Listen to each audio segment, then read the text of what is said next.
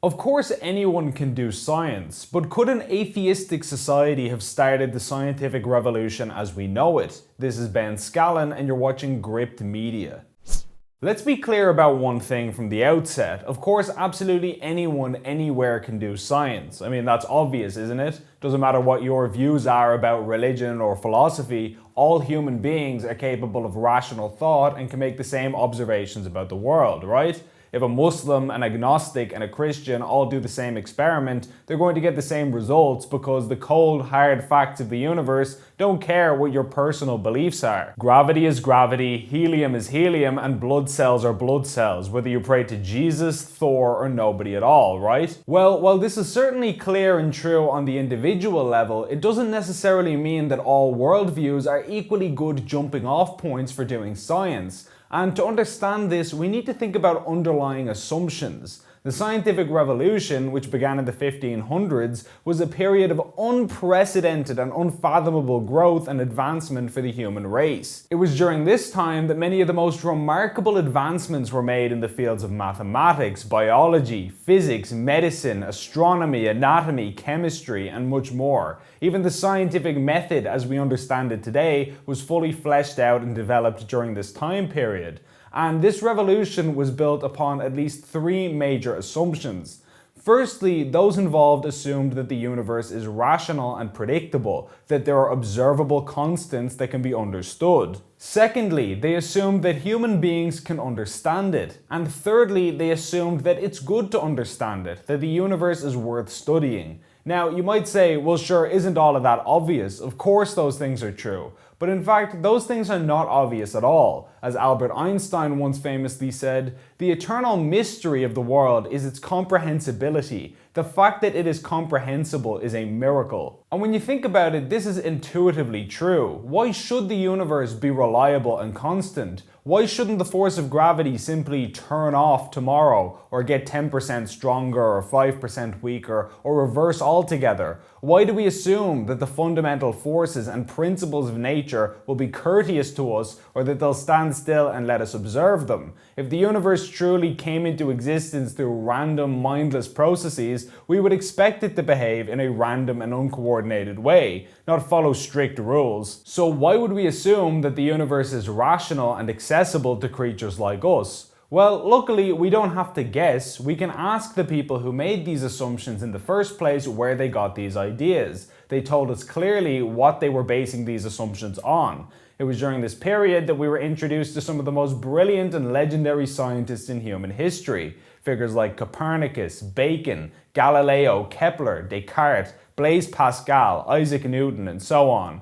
Absolute titans on whose shoulders all of modern science rests. And these men spoke quite openly about the underlying beliefs that they had made as the foundation of their scientific endeavors. Take Carl Linnaeus, the Swedish botanist and zoologist who invented our system of naming animals and plants. He's considered the father of taxonomy and is one of the fathers of the fields of ecology as well.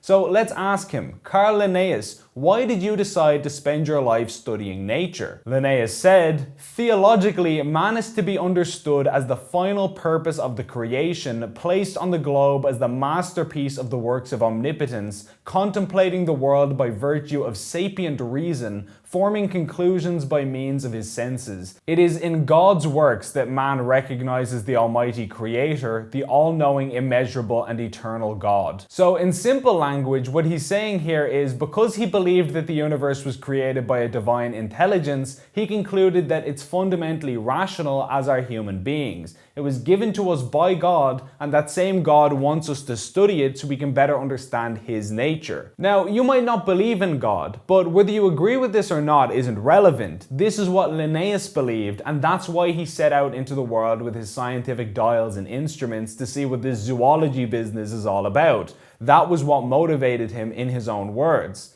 Let's take Michael Faraday, the father of electromagnetism, which is where we get the Faraday cage. Faraday once said, "The book of nature we have to read is written by the finger of God." Take James Joule, the pioneer of thermodynamics, who the Joule unit of energy is named after. Joule once said, "It is evident that an acquaintance with natural laws means no less than an acquaintance with the mind of God therein expressed." Again, Joule is saying that by studying nature, you can come to understand God, which is why it's worth doing. That was his view and motivation. Take Louis Pasteur, who gives pasteurization its name and who's the father of the field of bacteriology. Pasteur said, "Posterity will one day laugh at the foolishness of modern materialistic philosophers. The more I study nature, the more I stand amazed at the work of the Creator. I pray while I am engaged in my work in the laboratory." Isaac Newton, the father of calculus, who devised the theory of gravity, said harshly, "Atheism is so senseless and odious to mankind that it never had many professors. This, meaning the universe, did not happen by chance." Edward Jenner is the father of immunology, who developed the first vaccine and pioneered the elimination of smallpox. Smallpox used to kill as much as 10% of the overall population and 20% in towns and cities. Imagine knowing that even in Western developed cities like Dublin or London, 1 in 5 people you know will die of this disease. It's horrifying to even contemplate. Well, Jenner stopped that, and in doing so, he is said to have saved more lives than any other single human being in history. But speaking of his life achievement, Jenner said, "I am not surprised that men are not thankful to me, but I wonder that they are not grateful to God for the good which he has made me the instrument of conveying to my fellow creatures." Again, this man believed that by studying immunology, he was simply doing God's work and being an instrument of God's will. Have you ever heard of the Max Planck Society for the Advancement of Science? Well, you should have, because it's by far one of the biggest scientific research organizations in the world. According to the Thomson Reuters Science Watch website, the Max Planck Society is the second most cited scientific research organization on Earth, beaten only by Harvard University. It was attended by Otto Hahn, Werner Heisenberg, and Albert Einstein, just to name a few notable associates. And of course, it's named after renowned German physicist and former president of the society, Max Planck. Planck is the originator of quantum theory, for which he won a Nobel Prize in physics, so not exactly some random bum off the street. You don't get a more serious scientific figurehead than this guy. But what was Max Planck's view of religion and science? He said, "No matter where and how far we look, nowhere do we find a contradiction between religion and natural science. On the contrary, we find a complete concordance. The greatest natural scientists of all time, men such as Kepler, Newton, and Leibniz, held a most profound religious attitude. Religion and natural science are fighting a joint battle, and the rallying cry in this crusade has always been and will always be, on to God." On and on these kinds of statements go. I won't bore you with example exhaustion. For those who are interested, a more in-depth look at similar quotes can be found in this video. But the point is, religion to these men was not merely an incidental thing, like they happened to have brown hair or like beer. It wasn't an irrelevant fact that they left behind when they entered the laboratory. Many of them were not only religious, but clergymen. William of Ockham, who gives us the principle of Occam's razor, was a Franciscan monk. In biology class, you probably learned about Gregor Mendel, the father of genetics, but what you probably didn't hear was that he was an Augustinian friar and abbot of a monastery.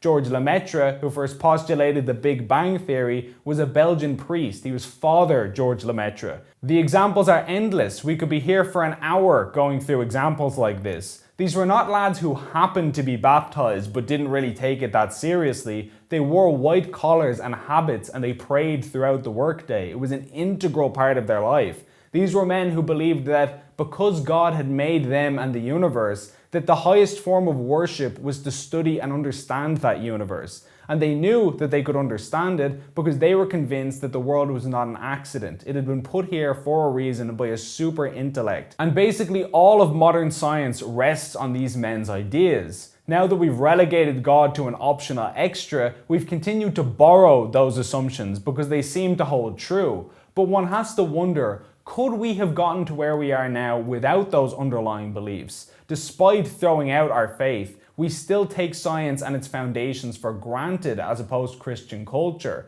But it's worth wondering if a society which rejected these ideas from the start could ever have achieved the scientific wonders that we have today. Just some food for thought. Please like and share this video, and if you enjoyed it, please consider signing up for a monthly donation via the link on screen to help us produce more content like this. Alternative media like Gript needs all the assistance it can get, and every donation goes a long way. As always, thanks for watching.